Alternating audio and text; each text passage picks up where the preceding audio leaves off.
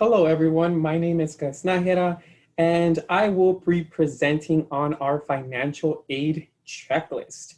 Now it's extremely important that you make sure to meet all these financial aid deadlines because if you don't, your financial aid can be delayed or worse, it can be rescinded, meaning you won't receive it. That's of course the last thing that you want. So without further ado, we're gonna go ahead and get started and we're gonna be breaking down just different things, like I said, that you wanna make sure that you have completed for financial aid purposes. Before we jump into our presentation, I want to discuss some terms that you're going to be hearing throughout the presentation, but in general, it's just good to know what they are, what they mean. And the first one is your financial aid award letter. And that is essentially the total amount of monetary assistance the school is offering you. And some of you may have already received your financial aid award letter through email. Some of you had to check on your school's portal. And some of you may have not received it yet because you are missing something and the school is just holding it until you submit a certain document. But once you do receive that, you'll see that it essentially lists all the things or all the type of financial assistance that you will be receiving from that particular school. And I usually like to break down our financial aid in 4 different categories. And those are grants, scholarships, work study, and loans. And grants really is just free money. It's need-based free money, meaning you're receiving that money because you need that additional help in order to be able to pay for college. And it can be from the state, it can be from the school, it can be from the federal government. And like I mentioned, there's different names. Some of them are going to be called Cal Grant or Pell Grant or a university grant, a state university grant. But if you hear grant in the name, just know that it is free money. The next one is scholarships, which is also free, but this one is a little different because it is merit-based. And what merit means is that you have to earn it. So you received a scholarship because you did something additional. So it could be something as along the lines of you wrote an essay. And because you wrote an essay, you had good grades, therefore you received this scholarship. Once again, also free money, but you do have to earn it. Work study, which is our third type of financial aid, is a job, right? It's a part-time job on campus for students with financial need. Now, work study, you're going to see it on your financial aid award letter, but it's important to remember that work study is never guaranteed. You still have to go out of your way to apply for a job, to get a job, and of course you have to work in order to receive that money. But if you do have work study, it's a good way to receive additional amount while you're in college to pay for any additional fees that you may have.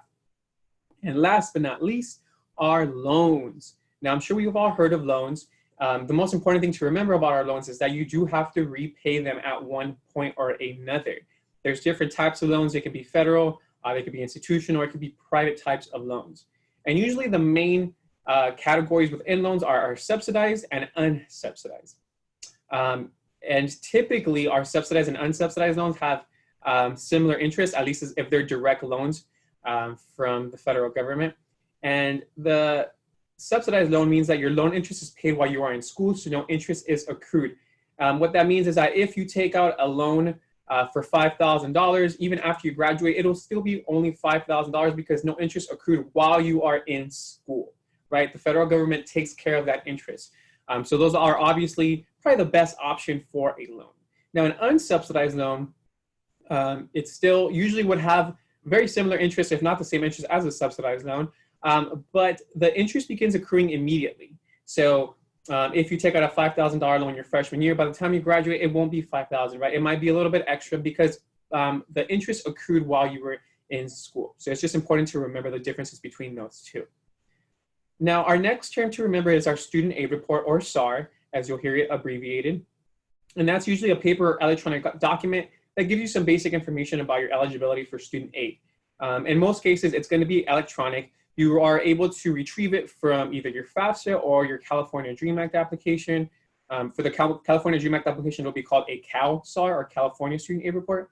But the information that it holds is essentially the exact same thing. It's a summary of everything that you entered on your financial aid application. And we're going to be covering what that looks like in a bit. And last term to remember is a California Aid Report, and that's specifically more for those of you that plan on attending a California college. And it's an electronic document that shows you what your estimated Cal Grant award is.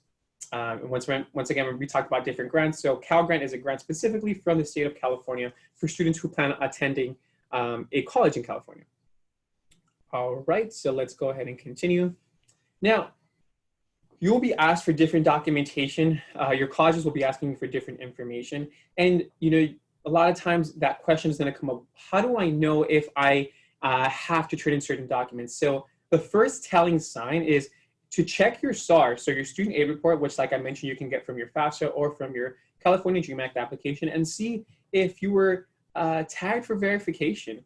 And the way to see if you were tagged for verification is you'll see an asterisk next to your EFC, right? So that asterisk, as you can see, if we look at our second arrow, it's going to tell you your FAFSA has been selected for a review process called verification.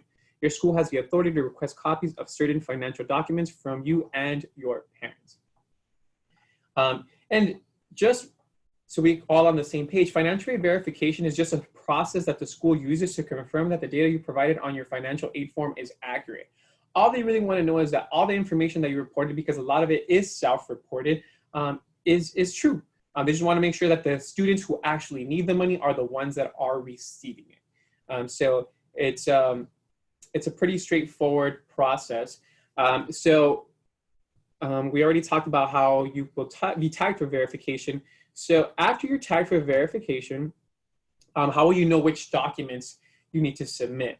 So for all of you, some of you will be receiving email, but the best place to check is through your school portal. So it's important that you constantly check that.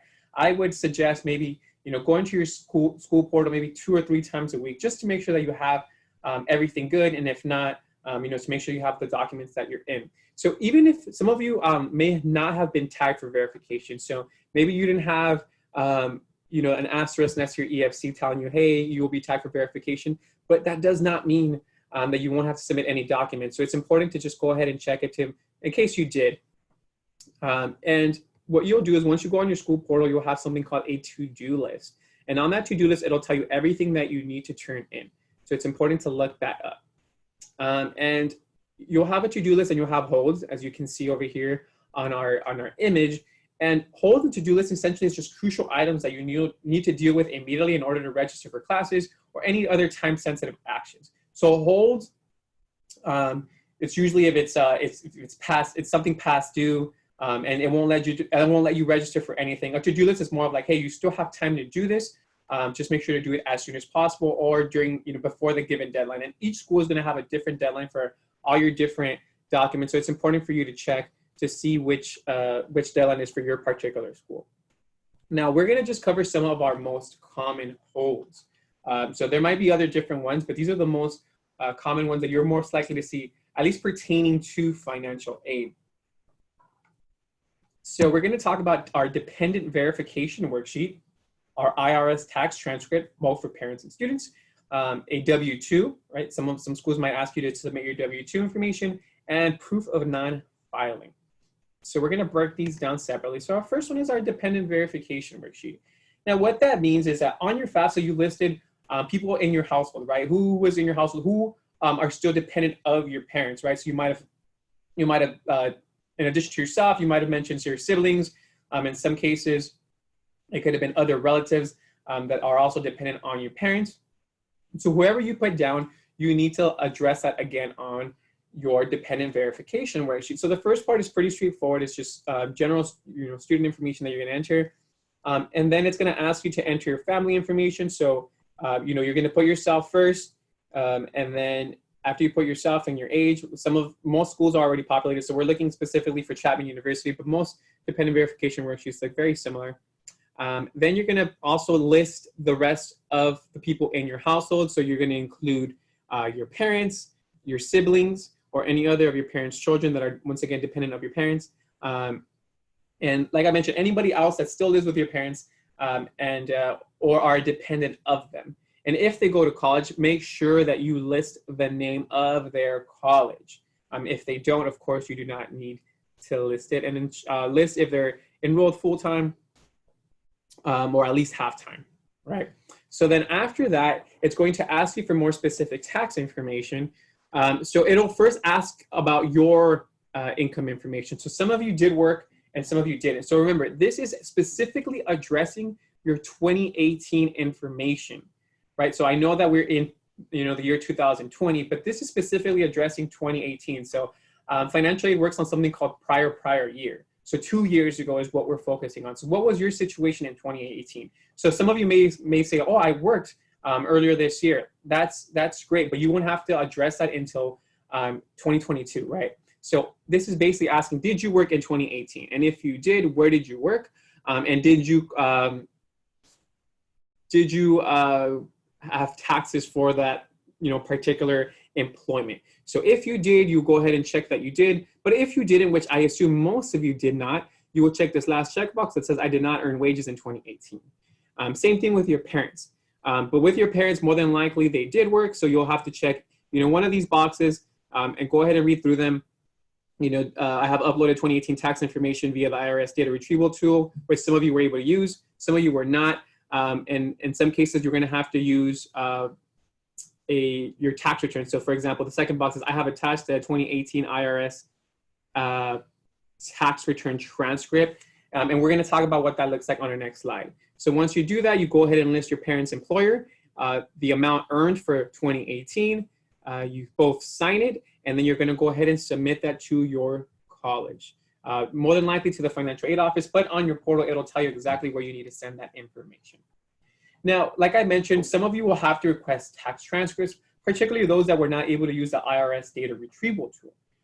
So in the past, you were able to request transcripts different way, either online or via mail, but because of COVID-19, we will not be able to request them in the mail. So they will all have to be requested online. So you would go ahead and click this site, or you can just go ahead and Google IRS tax transcripts and it'll come up. And you can request them online. But the thing that you're going to need, and that's important to know, is you'll need your social security number, your date of birth, filing status, a mailing address from a latest tax return, access to an email account, a personal account number from a credit card or a mortgage, and a phone number with your name on the account. Now, we understand that sometimes you or nobody from your family has these. So if you do, then you'll go ahead and request your transcripts online, and you should be receiving those fairly quickly. However, what happens if you can't provide those documents? Now, some schools, or at least most schools at this point, are being pretty lenient, and they're going to ask you for a copy of your parents' taxes, so for 2018. And most of your parents, well, at this point, they should be filing the 1040 if they file taxes. So you'll go ahead and attach a copy of your 1040, and you'll submit this once again to the financial aid office of your school. Now, for your W-2 forms, so if your parents are employed, they might be asked for their W-2 forms. So your W-2 forms look something like this. And once again, they'll just submit copies of this to your financial aid office.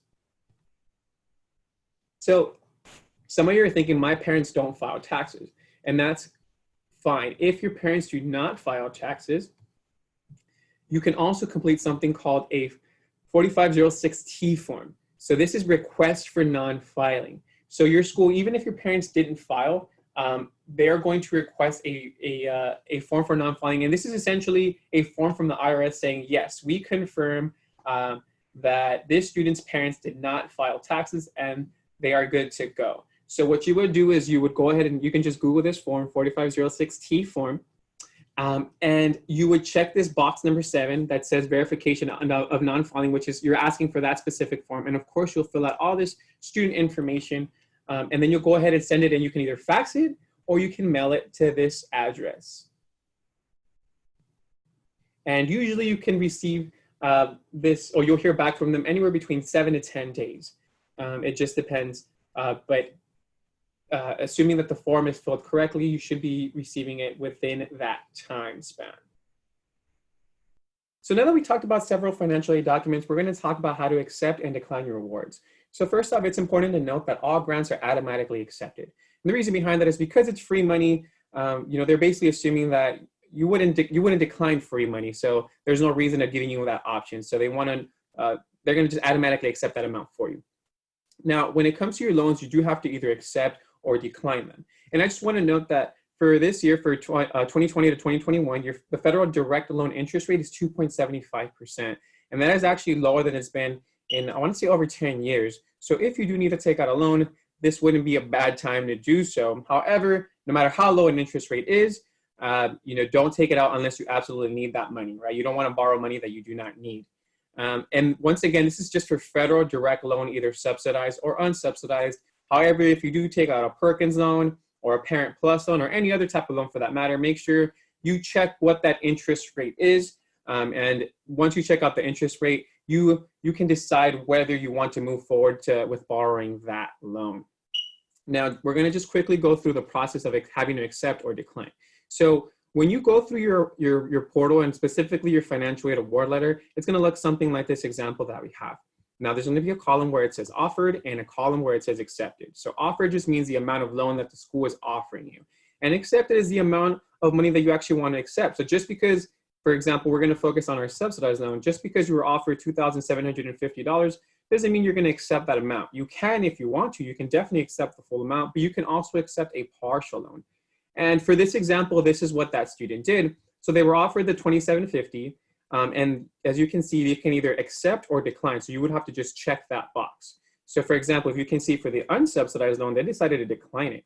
But for their subsidized loan, they're going to accept it, and they're only going to take out $1,000 of the $2,750 that they were offered. And you can definitely do that as well. So just because you were offered a big amount doesn't mean you need to take out that full amount. Just borrow what you need. If you feel you only need a smaller amount, that's going to benefit you in the future once you graduate and you have to repay them, because your repayment will be less, and you'll only be paying about a minimal amount, as opposed to you borrowing much more than you need, and then you're still going to have to repay all of that. But just remember that if you only need this amount for one semester, doesn't mean that that's how you'll receive it. So when you do accept money in any types of financial aid, it will be dispersed per semester. So for example, this student is getting $1,000. Doesn't mean that they're going to get $1,000 in the fall. They'll probably get $500 in the fall, $500 in the spring. So in your case, if you want that money just for one particular semester, it's an additional form that you have to fill out at your financial aid office. So if that's your case, make sure to reach out to them. That way you know exactly what to do. Otherwise, you'll get this throughout 2 semesters or quarters, depending on what type of school you're going to. Now, we're going to focus on steps to borrow loans. So let's just say you decide to accept a loan, whether it's for $1,000 or whether it's for $5,000. One of the things that you're going to have to do is entrance counseling. So if you've never received a loan, you have to absolutely do entrance counseling, excuse me. And the federal government requires you to complete entrance counseling to ensure that you understand the responsibilities and obligations you are assuming with this loan. So basically, they want you to know what you're getting yourself into, what it looks like to borrow a loan.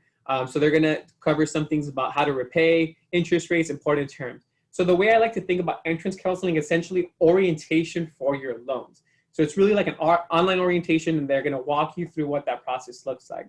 So this can take anywhere between 30 to 45 minutes, depending on yourself and how long it takes you to go through it. But it's important to try to read through everything. That way, you're fully knowledgeable on the particular requirements that are asked of you when taking out a loan.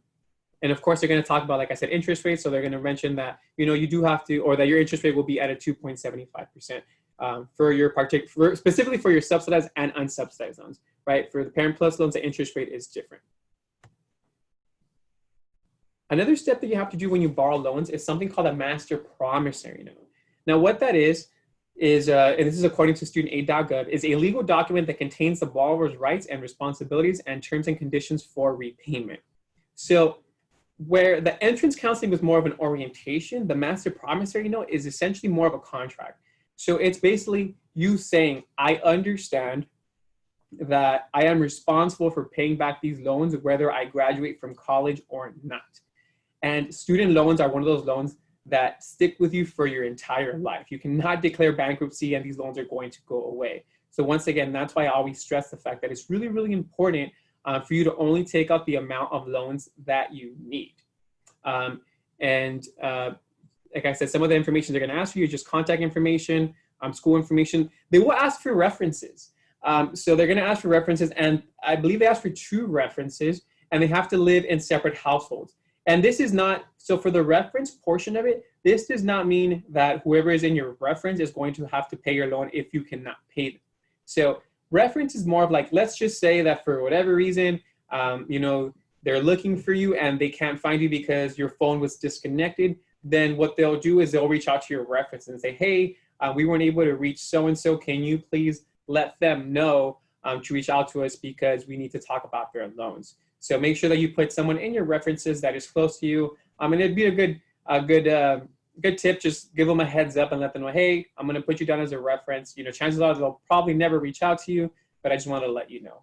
And then of course the terms and conditions, just, you know, some of the requirements once again on taking out a loan. Now, one of the last things I'm going to cover is your web grants for students. Now, this is particularly for those of you who plan on attending a California college. You have to go into your web grant for students account and confirm two different things. So you have to confirm your high school graduation and you have to confirm the college that you're attending. Now, for the high school graduation portion of it, it is possible that your counselors may confirm that portion. However, I would go in and just make sure that it is confirmed. So if you have not created a web grants for student account, make sure to create one. And this is the website, mygrantinfo.csac.ca.gov. Or once again, you can just Google web grants for students and it'll take you to this page. Okay, so you'll just go ahead and log in or create an account, like I said, if you haven't created one.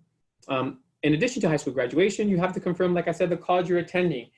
So there will already be a set college on there, but that's because they took that from either your FAFSA or your California DREAM Act application. So they probably took the first school that you listed on your financial aid application. So if that's not the school that you're currently attending, the school that you decided to SIR to, then go ahead and list or change it to the school that you now will be attending. And this is very important because if you don't list that school, then guess what? They will not be able to send your Cal Grant to your school. So it's really important to do that. Last but not least, for those of you who are thinking, you know what, maybe I'll take a year off, or for some of you who are attending a community college and maybe don't want to use your Cal Grant this year, you can put your Cal Grant on hold, and it'll be called something along the lines of a leave of absence. And that just means is that, hey, I don't want my Cal Grant this year, but maybe I'll get it next year. Just remember that your Cal Grant, you can get it for up to 4 years. So you do not want to use all your eligibility of your Cal Grant if you're at a community college. But of course, if you want to use the first year at a community college, that is completely acceptable. And these are some of the references, some of the links that I got the information throughout the PowerPoint. Well, thank you so much. We really hope, I really hope that you found this information useful.